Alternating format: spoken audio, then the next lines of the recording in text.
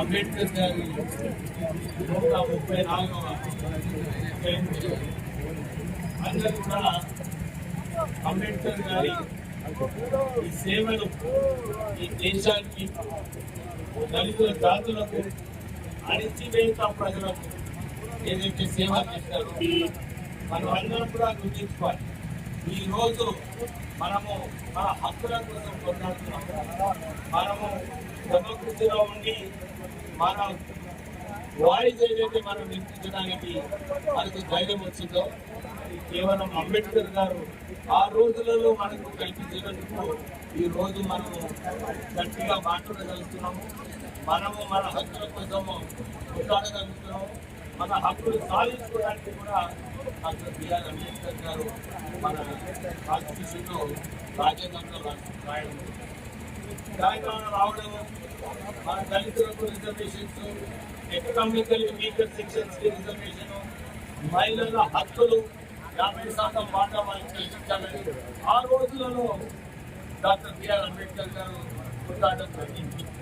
హిందూ ఆ రోజులలో మహిళలకు వాళ్ళ హక్కులు కల్పించాలని హిందూ కోడ్ బిల్ ఏదైతే పెట్టారో అది పాస్ కాలేదని రాజీనామా చేసినారు మహిళల కోసం డాక్టర్ బిఆర్ అంబేద్కర్. మన కార్మికుల కోసం అనేక పోరాటాలు, అనేక చట్టాలు తీసుకొచ్చింది డాక్టర్ బిఆర్ అంబేద్కర్ గారు.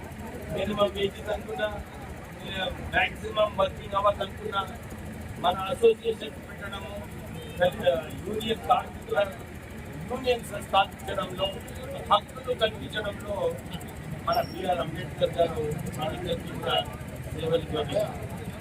దాంతోపాటు దేశంలో రిజర్వ్ బ్యాంక్ ఆఫ్ ఇండియా ద్వారా ఒక్క బడ్జెట్లో నిధులు పేద ప్రజలకు ఎట్లా నిధులు కేటాయించాలి, ఇవన్నీ కూడా ముందు ఆలోచనతో డాక్టర్ బిఆర్ అంబేద్కర్ గారు రాజ్యాంగం రాయడం జరిగింది. మొన్న అసెంబ్లీలో కూడా మాట్లాడేటప్పుడు నేను ఇదే చెప్పినాను. దళితులకు కాంగ్రెస్ పార్టీ చేవల్ల డిక్లరేషన్ చేసింది, 18% రిజర్వేషన్స్ కల్పిస్తామని మాట ఇచ్చింది. నేను డిమాండ్ చేస్తున్నాను ముఖ్యమంత్రి రేవంత్ రెడ్డి గారిని, మీరు ఎట్లయితే అన్ని నిర్ణయాలు తీసుకుంటున్నారో మన దళితుల గురించి కూడా 18% రిజర్వేషన్ పెంచి 18% బడ్జెట్ లో నిధులు కేటాయించాలని చెప్పి మేము డిమాండ్ చేస్తున్నాము. నేను సంవత్సరం నుంచి చెప్తున్నాను, మన లిడ్ క్యాప్ కార్పొరేషన్ మన చెన్నూరులో ఉంది. మన రాష్ట్ర వ్యాప్తంగా లిడ్ క్యాప్ కార్పొరేషన్ ని దాన్ని మానిటైజ్ చేసి దాని ఒక మంచి సంస్థ చేసి చైర్మన్ పెట్టి ఆ సంస్థను మళ్ళీ దళితులకు ఉపయోగపడేలాగా చేయాలని చెప్పి నేను డిమాండ్ చేయడం జరిగింది. మళ్ళొకసారి ఏదైతే లిడ్ క్యాప్ కార్పొరేషన్ ఉందో, నీతకాని కార్పొరేషన్ ఉందో, మాలా కార్పొరేషన్ ఉందో, ఇవన్నీ కూడా త్వరలో చేయాలి. మీరు మాట ఇచ్చినారు, మీరు ఇప్పటివరకు మాట ఇచ్చిన మాట దళితులకు మీరు మర్చిపోతున్నారు. తొందరగా ఈ నిర్ణయాలు ఏదైతే మీరు మొన్న అసెంబ్లీలో చెప్పినారో డిసెంబర్ లో మనం ఇది తొందరగా చేసుకుందామని చెప్పి ఏదైతే మాట ఇచ్చినారో అది మాట ఇవ్వాలని చెప్పి మేము డిమాండ్ చేస్తున్నాము.